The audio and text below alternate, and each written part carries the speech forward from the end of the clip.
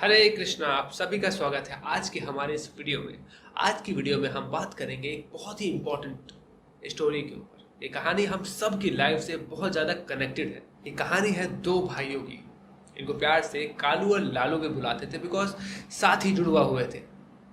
इनके पिता बहुत ही अमीर, बहुत ही बड़ी दुकान के मालिक थे। बहुत बड़ी राशन की दुकान थी इनकी। पर इनकी बहुत बड़ी चिंता ये थी कि अपने दोनों बच्चों को पढ़ाया कैसे जाए, बिकॉज ये बिल्कुल भी नहीं पढ़ना चाहते थे। दोनों बच्चे अपने कंफर्ट जोन से बिल्कुल भी बाहर नहीं निकलना चाहते थे। इनको लगता था सब कुछ ठीक चल रहा है, क्या जरूरत है पढ़ने की।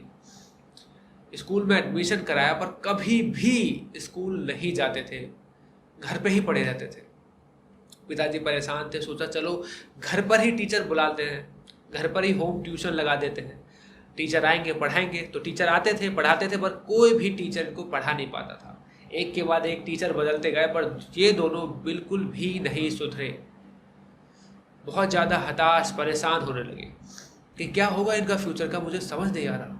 ये तो अपने आप में ही रहते हैं, अपने कंफर्ट जोन से बाहर ही नहीं निकलना चाहते। तो इस बात की चिंता उनके पिता को हमेशा रहती थी। उन्होंने एक दिन अनाउंस करवा दिया कि जो भी मेरे बच्चों को बेसिक गणित भी सिखा देगा, थोड़ा बहुत हिसाब किताब भी सिखा देगा, अरे 100 तक गिनती भी सिखा देगा, उसको अपनी जायदाद का आधा हिस्सा दे दूंगा। तो पिताजी तो इतनी चिंता कर रहे हैं अपने बच्चों के लिए, वहीं बच्चे क्या करते हैं अब बच्चे सिगरेट वगैरह भी पीने लगते हैं। तो वहाँ पिताजी इतना चिंता कर रहे हैं और वो और ज़्यादा बिगड़ते जा रहे थे। जब ये खबर सुनी कि भाई एक पिता अपने बच्चों को पढ़ाने के लिए 50% अपनी जायदाद का दे देगा, तो एक बूढ़ा ब्राह्मण आकर्षित हुआ और उनके घर पहुंचा और बड़े कॉन्फिडेंटली बोला कि मैं आपके बच्चों को पढ़ा सकता हूँ। पिताजी की आंखों में चमक आई, एक उम्मीद आई और उन्होंने तुरंत ही उसको अपने घर पे रख लिया। कहा कि आप अपने घर पे ही रहिए, यही रहिए और मेरे बच्चों को पढ़ाइए। उन्होंने ऐसा इंतजाम कर दिया कि हर समय दोनों बच्चे अपने टीचर के पास ही रहे। तो चीज़ें तो पिताजी ने अपनी तरफ से जितना कर सकते थे कर दिया। अब आ गई बात टीचर्स पे। एक दिन दोनों बच्चे और टीचर बाहर टहलने निकले। सामने से 3 गैया आ रही थी। टीचर ने बोला, लालू बताओ इन तीनों गैयाओं के कितने पैर हैं। लालू का हाँ 1 2 3 4। जैसे वो गिनती गिनने लगा वैसे ही कालू ने, उसके दूसरे भाई ने, उसके पीछे से मुंह दबा दिया और बोला, क्या कर रहा है, ये हमको ट्रिक करके पढ़ाना चाह रहा है, तू समझ क्यों नहीं रहा, तू इस तरीके से गिनती सीख जाएगा, चुप रह। लालू बोला, हाँ ये तो मैं ध्यान ही नहीं दिया।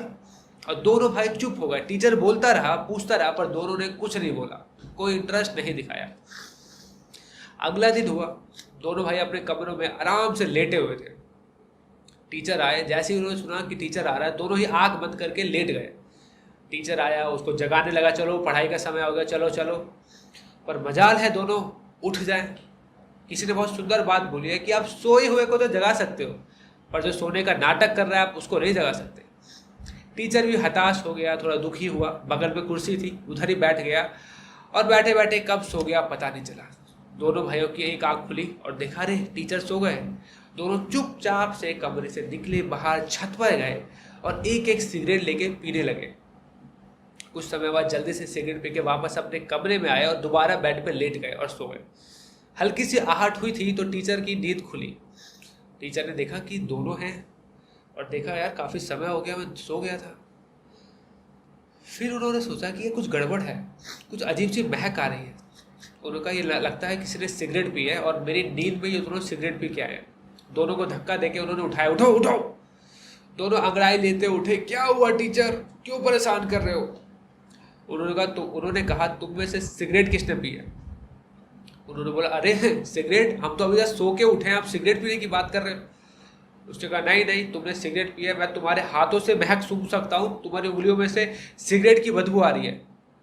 तो तुरंत ही लालू ने बहाना मारा, नहीं नहीं नहीं, मैं कहाँ पिया सिगरेट। हाँ हो सकता है कि कोई व्यक्ति आया होगा जब मैं नींद में था और मेरे हाथों को उसने इस्तेमाल किया होगा खुद सिगरेट पीने में, मेरे नींद का फायदा उठाया हुआ है, मेरा मिसयूज किया है किसी ने, गुरुदेव। टीचर उनको सवाल करता रहा, दोनों एक दूसरे, और वो उनको बहाने देते रहे।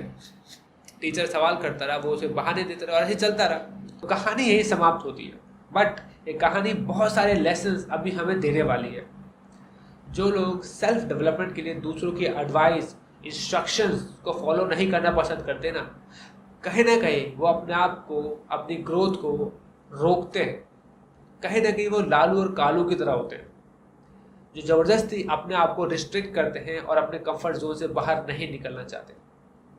हम देख सकते हैं आज के ज़माने में बहुत सारे लोग हैं जो ट्रू हैप्पीनेस, ट्रू वेलफेयर को इतना इंपॉर्टेंट नहीं देते, बल्कि अपनी मस्ती, अपने चॉइस में ही रहते हैं। उन्हें लगता है कि जैसा मैं कर रहा हूँ ठीक है ना, क्या ज़रूरत है किसी की बात मानने की, किसी को फॉलो करने की। बट ऐसे लोग सही मायने में जीवन को नहीं समझ पाते। अब देखिए, भगवान कृष्णा ने भगवत गीता में जीवन के बहुत सारे इंपॉर्टेंट लेसन्स को बहुत अच्छे से बताया हुआ है, पर कितने लोग हैं जो उसको समझना चाहते हैं। उनको लगता है क्या ज़रूरत है कुछ नया ऐड करने की, क्या ज़रूरत है किसी की एडवाइस फॉलो करने के लिए, इंस्ट्रक्शन फॉलो करो, ये सब हमें रिस्ट्रिक्ट करता है। फिर हमें ये सब पालन करना पड़ेगा, फिर फ़ायदा कुछ है नहीं। बिकॉज कहीं ना कहीं हम इंजॉय करना चाहते हैं, अपने सेंस ग्रेटिफिकेशन में लगा रहना चाहते हैं, और ये इंस्ट्रक्शंस हमें आगे रोक ना दें। आप देख सकते हैं कि कई ऐसे लोग हैं जो अपने जीवन में गुरु को तो रखते हैं, बट एज अ फैशन उनके इंस्ट्रक्शंस को इम्पोर्टेंट नहीं देते, अपने सेंस ग्रेटिफिकेशन, इंद्रिय तृप्ति में मस्त रहते हैं, बट कोई प्रिंसिपल्स, कोई इंस्ट्रक्शंस फॉलो नहीं करते, कोई भगवत गीता या कोई शास्त्र नहीं पढ़ते, बट फैशन में गुरु जरूर रखते हैं। कुछ सालों बाद जब देखते हैं यार स्पिरिचुअलिटी फॉलो कर रहे हैं, ये सब चीज़ें फॉलो कर रहे हैं, कुछ रिजल्ट तो आ नहीं रहा, वहीं के वहीं है। क्यों? बिकॉज ये अपनी हाइपोक्रेसी को गिव अप नहीं कर पाते। इनके साथ दिक्कत होती है कि ये अपने सारे एंजॉयमेंट, सारी चीज़ों को मजे से करना तो चाहते हैं, कोई इंस्ट्रक्शन फॉलो नहीं करना चाहते, पर एक्सपेक्टेशन बहुत लगा लेते हैं, जिस वजह से ये अपनी आदतों को तो गिव अप करते नहीं है। जो उनके स्पिरिचुअल मास्टर होते हैं, जो उनकी हेल्प भी करना चाहते हैं, वो भी कुछ खासा हेल्प नहीं कर पाते। तो ये एक बहुत बड़ा चैलेंज रहता है व्यक्ति के साथ, बिकॉज वो अपने कंफर्ट जोन से बाहर नहीं निकलना चाहता, वो किसी की जेन्युइन एडवाइस को, भगवान के एडवाइस को पालन नहीं करना चाहता, जिस वजह से खुद ही बाद में फ्रस्ट्रेटेड हो जाता है। आप देख सकते हो भगवान ने शास्त्रों में बहुत बताया है कि जो ह्यूमन फॉर्म ऑफ लाइफ है ये बहुत ज़्यादा इंपॉर्टेंट है। इसमें आप सोच सकते हो कि जीवन क्या है, जीवन का हायर पर्पस क्या है, मैं कौन हूँ, मैं अपने आप को और बेहतर कैसे कर सकता हूँ। ये सारी छोटी छोटी बातों को भी बहुत ध्यान से भगवान कृष्णा भगवत गीता में हमें बताते हैं। तो भगवान ने तो ऑलरेडी बहुत सारी एडवाइस हमें दे दी हैं, इंस्ट्रक्शन, सजेशन दे दिए कि हम खुद को बेहतर कैसे करें, बट अब हम पर आ जाता है कि क्या हम इतने सिंसियर हैं। अगर हैं तो जरूर इसे पढ़ेंगे, अगर नहीं हैं तो कालू और लालू की तरह बहाने देते रहेंगे, और फिर होगा क्या, हम इल्यूजन में ही रह जाएंगे। हम अपने मन की दुनिया में एक अलग से दुनिया बना लेंगे, हम उसे में पड़े रहेंगे, पर रियलिटी से बहुत दूर हो जाएंगे। लाइफ जब करवट बदलेगी, जब जीवन में सडनली कुछ चेंजेस आएंगे, तो हम लोग प्रभावित हो जाएंगे, हम बहुत ज़्यादा डगमगा जाएंगे, हमारी लाइफ ही पूरी डिसबैलेंस हो जाएगी। बिकॉज हमने कभी समझा नहीं कि लाइफ में डुअलिटी को किस तरीके से फेस करना है, और भगवान कृष्णा इस चीज़ पे बहुत ध्यान देते हैं कि जीवन में डुअलिटी को किस तरीके से हमें देखना चाहिए। भगवत गीता में भगवान बहुत अच्छे से बताते हैं। तो अगर हम पढ़ेंगे तो हम जीवन के रहस्यों को भी समझेंगे, अगर नहीं पढ़ेंगे तो हम अपने इल्यूजन में रह जाएंगे। इसलिए हमें भगवत गीता पढ़नी चाहिए, भगवत गीता की एडवाइस अपने जीवन में रखनी चाहिए, उसके इंस्ट्रक्शंस को पालन करना चाहिए।